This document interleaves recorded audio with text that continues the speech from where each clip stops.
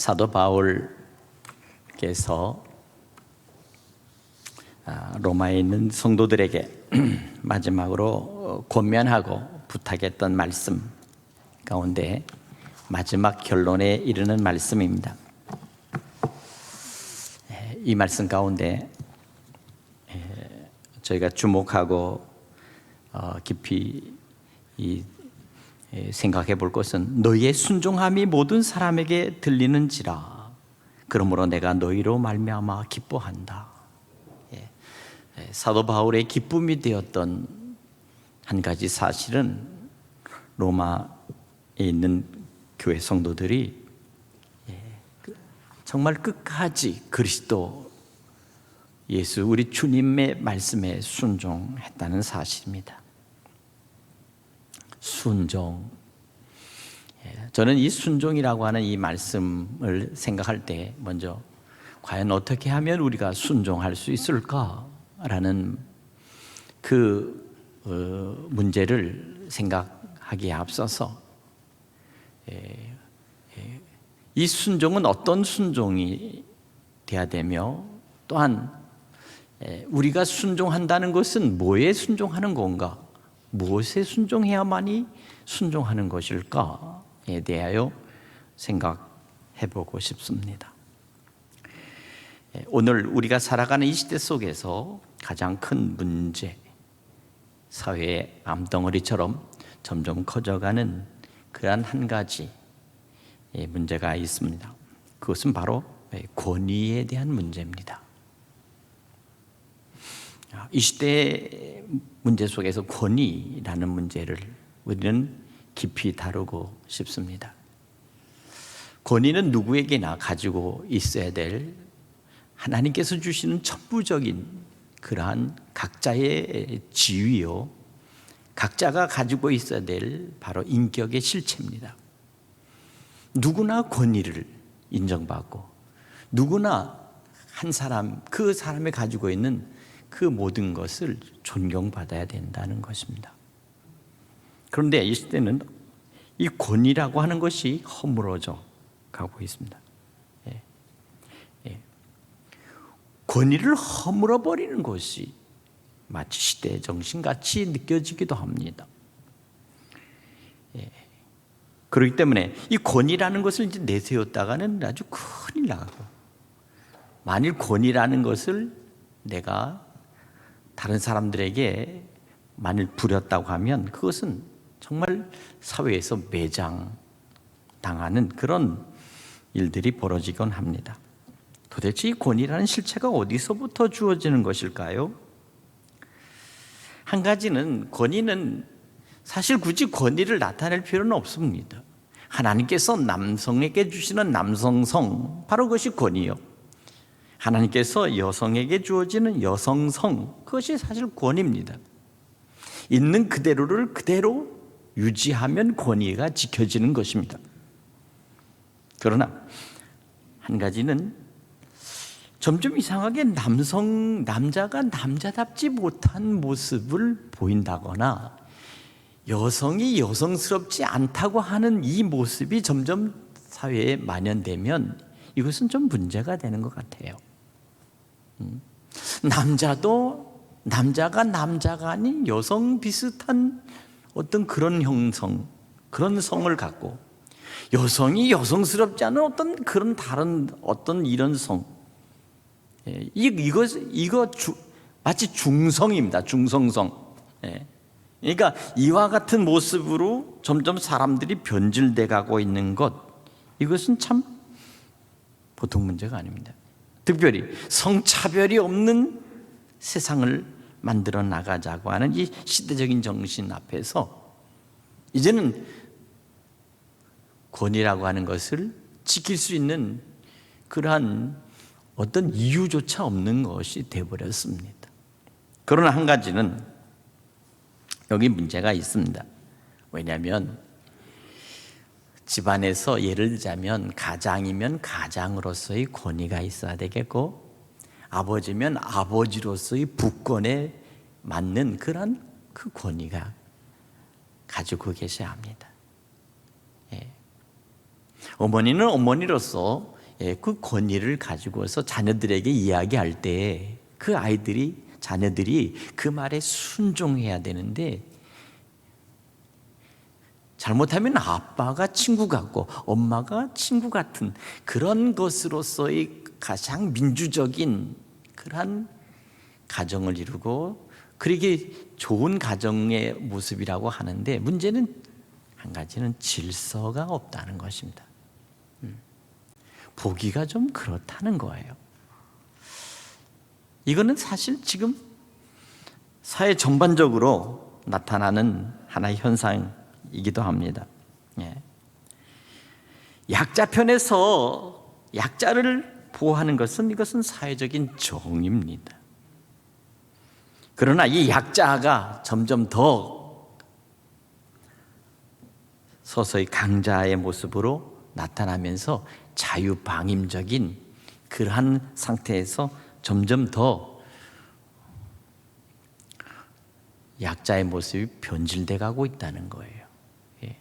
사실 엄밀히 말하면 사람 한 사람 각 개인을 따지고 보면 개인은 다 사회적인 약자일 수밖에 없어요. 개인화된 사람은 국가에 있어서 가장 높은 지도자나 가장 서민이나, 사실 각자는 엄밀히 말하면 이것은 사실은 약자예요. 얼마든지 공격당할 수 있고 얼마든지 세상으로부터 매도당하고 욕먹을 수 있어요. 그러니까 이와 같은 것은 사실은 우리의 현실이지만, 그러나 이 개인들이 집단화하고 권력화하고 제도화되면 그때부터는 모습이 달라지죠. 집단적 이기주의가 커지면 비로소 그때부터는 공룡처럼 힘이 커지고 강자가 되는 것입니다. 저는 오늘 권위에 대한 말씀을 드리고 싶습니다. 도대체 이 권위는 그러면 어디서부터 출발하는 것일까? 권위는 사실 하나님으로부터 주어지는 권세입니다. 가정에서는 가장이, 남편이 일차적인 권위를 가지고 그 가정을 이끌어가는 그런 리더십이 있어야 합니다. 이 남자가 줏대가 없어서 결정을 하지 못하고, 만일 여성인 어머니가 모든 것을 끌고 간다면 그것 또한 참 보기가 좋지 않습니다. 물론 아버지가 독선을 해서 모든 걸 다 아버지 마음대로 끌어가 버리면 부인과 자식들은 거기에 또 시달리게 됩니다.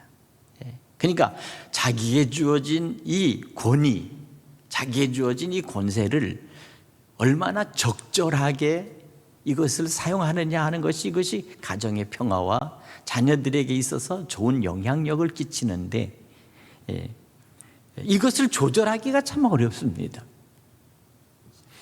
아버지가 아버지로서 역할을 다 할 수 있고, 어머니가 어머니로서의 권위를 지켜가면서 자녀들이 말씀에 순종하고 가정이 화목하고 사랑으로 하나 되는 것, 이것이 가장 축복의 가정이 될 거예요. 역시 나라나 국가도 마찬가지겠죠.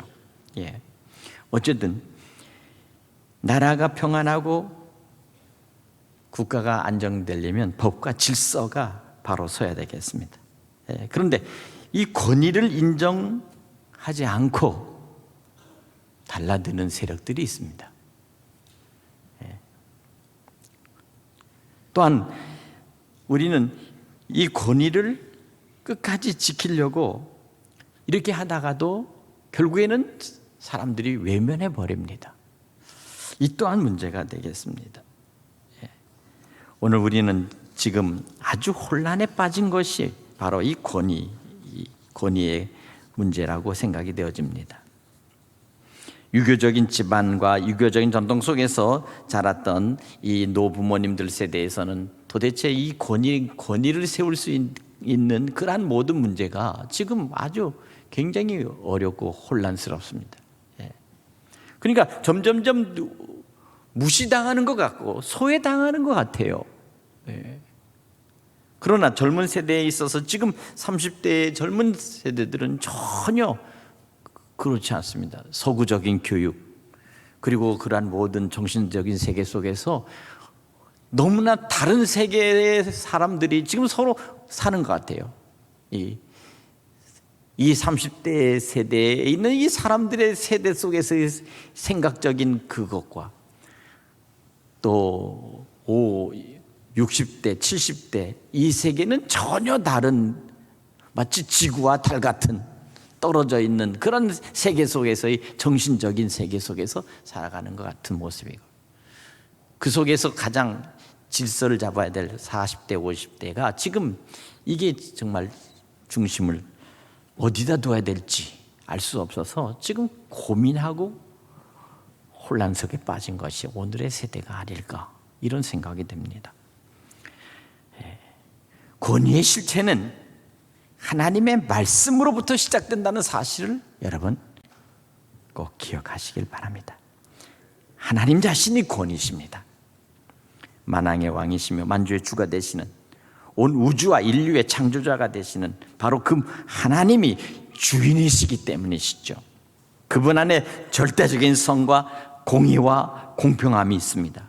그렇게 그분 안에서 나타나는 이 권위는 언제나 거룩함입니다.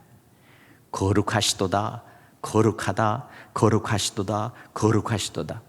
하나님의 좌우에 있는 모든 그룹과 천사들이 하나님을 향하여 찬양할 때 언제나 거룩하시도다, 거룩하시도다 라고 하는 찬양을 올리는 것, 바로 이것이 바로 그분 안에 있는 바로 권위라고 생각이 됩니다. 이 권위,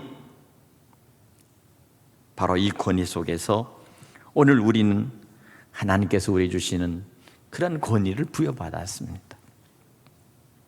오늘 우리는 믿음의 성도들인 우리는 하나님의 자녀로서 권위를 지켜야 되겠습니다. 이 하나님의 권위가 가장 잘 나타나는 것, 바로 그것을 우리 주님께서는 우리에게 오셔서 섬기는 권위로 나타나셨는데, 바로 그것은 바로 나는 너희 중에 섬기는 자로 내가 왔다, 이렇게 말씀하시면서 주님께서는 나는 온유하고 겸손하니 너는 내게 와서 배우라. 그러니까 권위의 실체는 온유함과 겸손함이라는 사실을 예수님께서 우리에게 보여주신 것입니다. 그리고 우리가 그 권위를 내세울 때 철저하게 섬기는 권위로 우리에게 보여주셨습니다. 그런데 성경에 보면 놀랍게도 이 권위를 자기 것으로 삼고 찬탈하고 싶은 세력들이 나타나는데, 바로 그것이 뭐냐면 바로 이 루시퍼라고 하는 이 루시엘, 하늘에 있어서 하나님의 권위를 도전하고 하나님의 그 권세를 빼앗고자 하는 그 세력이 바로 있다는 것입니다. 이것이 바로 오늘 사단의 세력들입니다. 여러분, 에스겔서 28장을 우리 잠깐 보면서 말씀을 나누도록 하겠습니다. 인간들이 권위를 세우고 권세가 높아지면 인간들이 하는 모습 속에서 꼭 나타나는 것이 있습니다. 그것이 바로 이제 에스겔서 28장에 이렇게 나옵니다.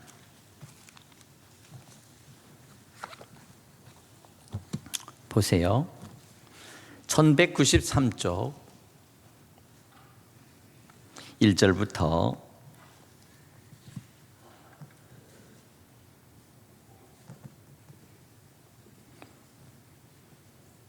8절까지 말씀 보겠습니다. 한 절씩 읽겠습니다. 또 여호와의 말씀이 내게 임하여 이르시되,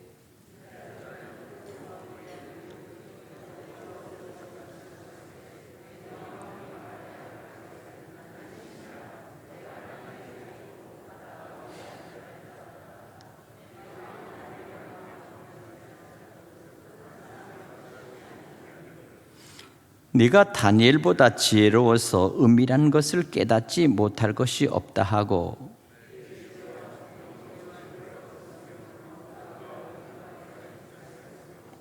내 큰 지혜와 내 무역으로 재물을 더하고 그 재물로 말미암아 내 마음이 교만하였도다.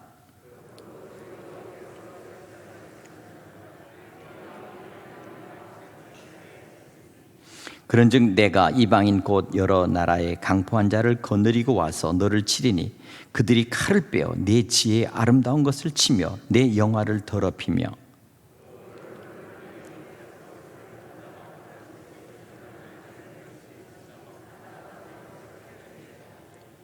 아멘.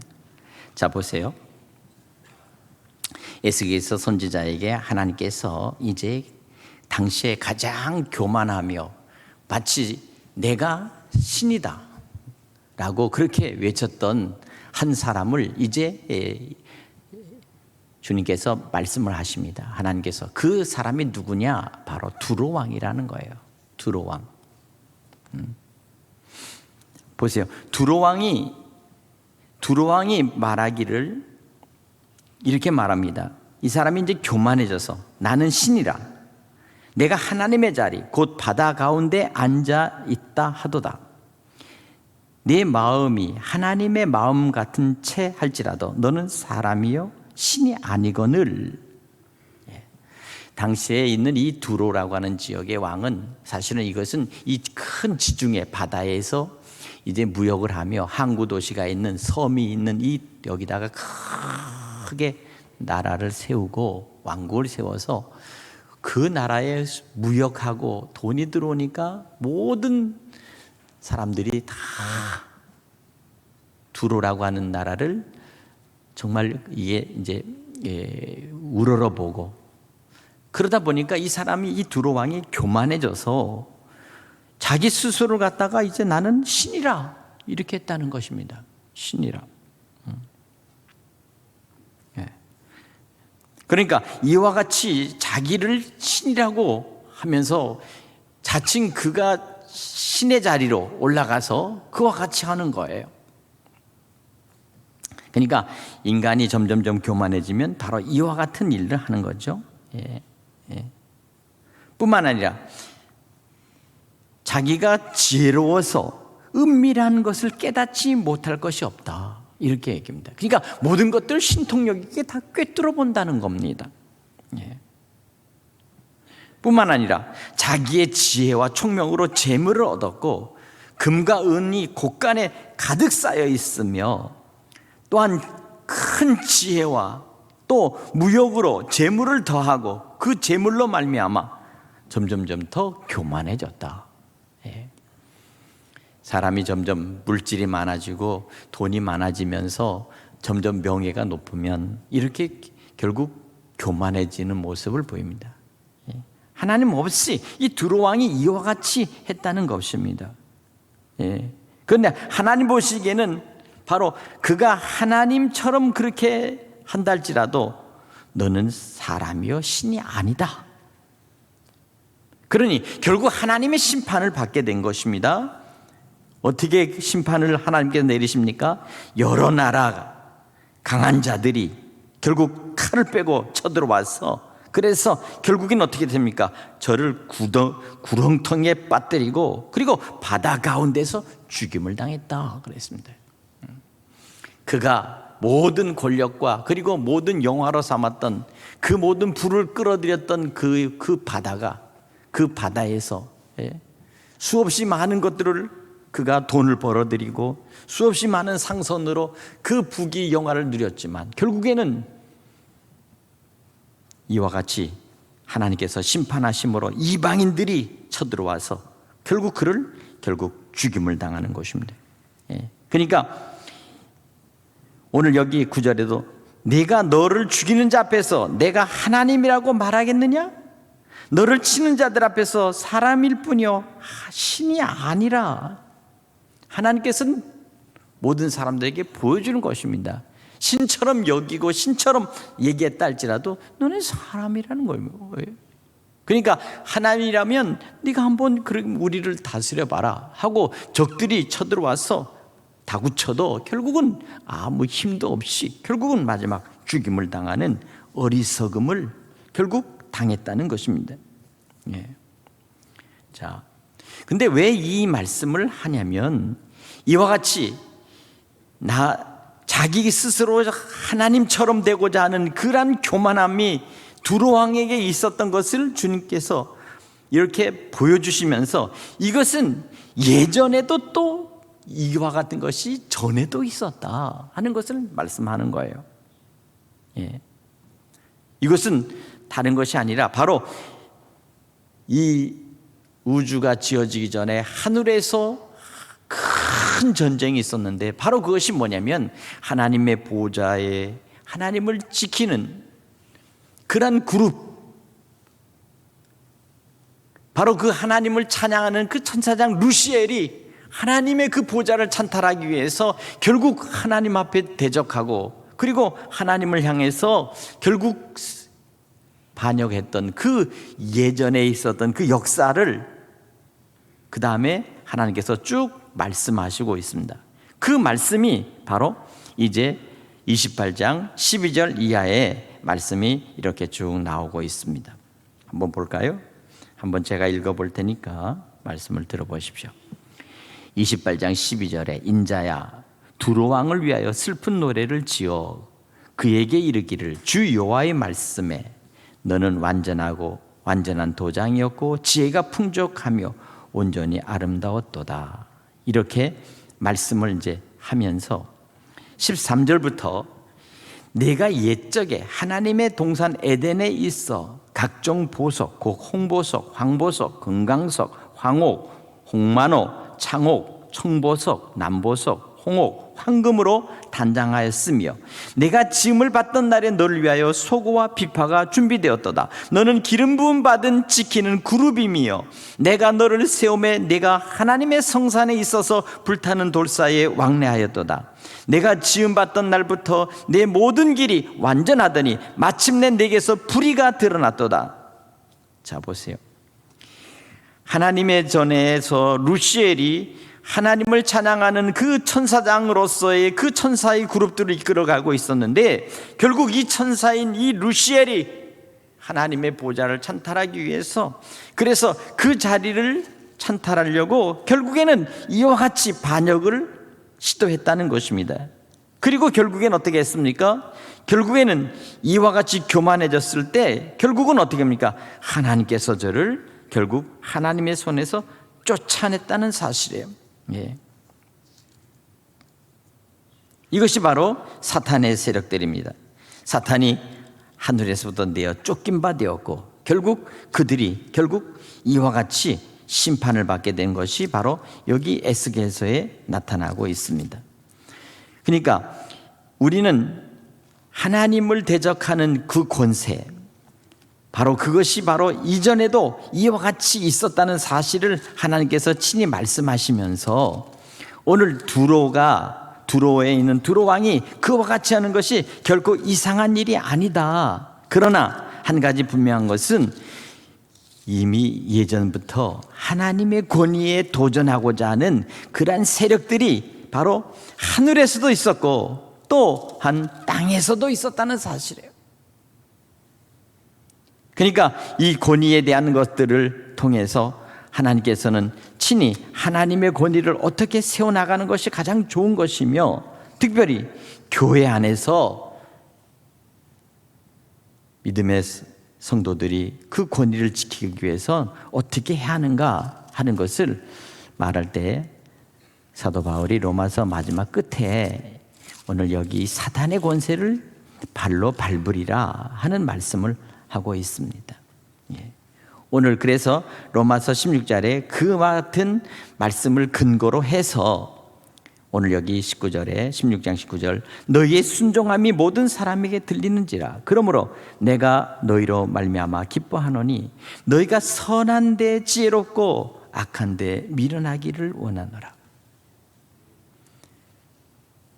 하나님을 둘러싸서 하나님을 지키며 하나님을 찬양했던 그 그룹이었던 루시엘이 결국에는 하나님을 대적하여 하나님의 보좌를 찬탈하려고 이와 같이 해서 루시퍼가 되고 그리고 루시퍼를 갖다가 된 이 사단을 하나님께서는 마귀라 청해서 그 어둠의 권세에다가 저를 가두어 버렸던 이와 같은 일들이 있었던 것입니다. 그러니까 하나님이 원하시는 것이 뭐냐? 바로 그것은 하나님의 권위에 순종하는 것이 바로 가장 큰 축복임에도 불구하고 권위에 도전하고 하나님의 그 보좌를 찬탈하려고 했던 이 사단의 세력들, 바로 이와 같은 것들이 교회에서도 역사하는데, 바로 그 역사가 뭐냐면 바로 오늘 본문에 있는 것처럼 내가 너희에게 권하노니 너희가 배운 교훈을 거스려 분쟁을 일으키거나 거칠게 하는 자를 살피고 그들에게서 떠나라. 교회도 때로는 거스리는 분쟁이 나타날 수 있고, 그리고 사람들 속에서 서로가 서로를 대적하고 서로가 서로 속에서 반대하고, 그리고 서로가 서로를 갖다가 밀쳐내는 이와 같은 거치게 하는 자, 바로 이러한 자들의 모습이 얼마든지 있을 수 있다는 것입니다. 지금 한국 교회는 여기저기서 지금 많은 불협화음이 나타납니다. 교단은 교단 안에서도 이와 같은 일들이 자주 발생하는 것입니다. 그러니까 이렇게 나타나는 이것은 결국은 사단의 역사가 그 속에서 역사하니까 이와 같은 것들을 통해서 어떻게 하면 이와 같은 것을 막을 수 있을까? 교회가 이러한 것들을 우리가 어떻게 하면 바로잡을 수 있을까 하는 것입니다. 오늘 본문에 있는 말씀처럼 결국 권위에 대하여 순종한다는 사실은 바로 이것은 비로소 하나님의 말씀에 순종하는 것이요, 그리스도께서 친히 십자가를 지시며 하나님의 아버지의 뜻에 순종하셨듯이 우리 또한 그리스도의 말씀 안에서 우리가 순종해야 될 줄로 믿습니다. 오늘 그러기 위해서는 어디냐? 너희가 선한데 지혜롭고 악한데 미련하기를 원한다라고 사도 바울이 지금 권면하는 것입니다. 선한데 지혜롭고, 선한 것에 지혜롭다는 것이 무엇입니까? 세상을 살아갈 때 보면 선한 사람, 그리고 의로운 사람, 그리고 바르게 살려고 하는 사람은 세상 속에서 많이 때로는 불이익도 당하고, 때로는 점점 더 의인이 오히려 더 많은 환난을 당할 때가 있습니다. 악한 자는 더욱 승하고 악한 자는 더욱 잘되고 세상 속에서 명예와 영예를 누리는 것도 때로는 봅니다. 그러나 하나님께서는 분명히 하나님의 공의하심은 오늘 우리에게 말합니다. 선한데 지혜롭고 악한데 미련하기를 우리는 원한다라고 말씀합니다. 우리는 어떠한 환난과 어려움 속에서도 우리에게 주어지는 권위는 우리는 진정으로 섬기는 권위, 그리고 정말 우리가 온유함과 겸손함으로 마지막 주님을 바라보고 주님을 따라가는 그 믿음 안에서 우리는 믿음의 성도들의 권위를 지켜나가야 될 줄로 믿습니다. 때로는 환난이 있어 어려움을 당해도 우리는 그것을 묵묵히 참고 견뎌나가야 되는 것입니다. 그것이 비로소 우리가 세상을 이기는 방법입니다. 세상 속에서는 하나님의 뜻을 거스리고, 그리고 세상 속에서는 모든 악한 것들이, 불의한 것들이 잘 되는 것 같아도, 그러나 하나님께서는 그러한 것들이 쑥쑥 자라고 점점 지경이 넓혀지는 것 같아도 어느 한순간이 되면 하나님께서는 그 모든 것들을 다 일시에 다 말려버립니다. 가을이 되면 모든 풀이 마름같이 하나님께서는 저들을 다, 모든 것들을 다 하나님께서는 저들을 심판하시고 모든 것들을 다 걷어버리신다는 거예요. 이것이 바로 하나님의 계획이라는 것을 믿으시기 바랍니다. 오늘 그렇기 때문에 우리는 믿음 안에서 오늘 이 시대를 살아가면서 우리에게 주어진 권위가 무엇일까? 이 권위에 대한 실체를 다시 생각하면서 우리에게 진정한 권위는 오직 주님의 말씀에 순종함, 진정으로 순종하고 또 순종하고 순종하는 것들을 우리의 믿음의 자녀들에게 보여주고, 세상 속에서 우리가 희생하고 또 희생하고 또 희생하는 것들을 모든 이웃들에게 보여줄 때 비로소 저들이 진정한 그리스도의 권위, 그리스도의 사랑의 권위 안으로 들어오게 될 줄로 믿습니다. 예. 우리가 얼마나 많은 희생을 더 치러야 되겠습니까? 지금의 치르는 이러한 여러 가지 희생은 희생도 아닙니다. 더 많은 희생, 더 많은 아픔, 더 많은 것들을 우리가 묵묵히 주님을 바라보고 우리가 계속해서 치러 나가고 또 치러 나가다 보면 결국 언젠가는 저들이 진정한 이 그리스도의 권위 안으로 들어오게 될 것입니다. 예. 그리고 구원의 역사가 나타납니다. 구원의 역사는 우리가 저들에게 강조하거나 우리가 강요하거나 아니면 우리 것이 이것이 구원이라고 하는 것을 저들에게 자랑질한다고 해서 구원을 얻어지는 것은 아닙니다. 우리는 끝까지 저들을 사랑하고 저들을 섬기며 그리고 우리가 하나님 앞에 희생으로 저들을 끝까지 끌어안을 때 비로소 그때야 비로소 저들이 그리스도의 사랑 안에 구원의 역사가 나타나게 될 줄로 믿습니다. 예. 오늘의 이 시대 속에서 우리는 권위에 대한 문제가 지금 혼란스럽습니다. 예. 가장으로서의 권위, 사회에서의 권위, 모든 어떤 위치에서의 권위를 이제는 다 모든 권위가 지금 점점점 사라져가고 있는 이때 과연 우리는 그러면 이 권위를 어떻게 무엇이 권위라고 우리는 그리스도인으로서 이것을 설정하고 우리는 이것을 행할 수 있을까? 바로 서번트 오서리티, 진정한 권위는 섬기는 권위로서 우리가 세상을 향해 나갈 때 하나님께서는 구원의 역사를 이루어 주실 줄로 믿습니다. 이와 같은 오늘 본문에 있는 말씀이 너희가 선한 데 지혜롭고 악한 데 미련하기를 원하노라 하신 이 말씀 안에서 우리는 우리의 권위를 찾아야 될 줄로 믿습니다. 사랑하는 여러분, 오늘 우리는 주님 안에서 우리에게 주신 이 복음이 이와 같이 우리 이웃들에게 이와 같이 능력 있게 퍼져나갈 수 있는 은혜가 있기를 주님의 이름으로 간절히 축복합니다. 기도하겠습니다.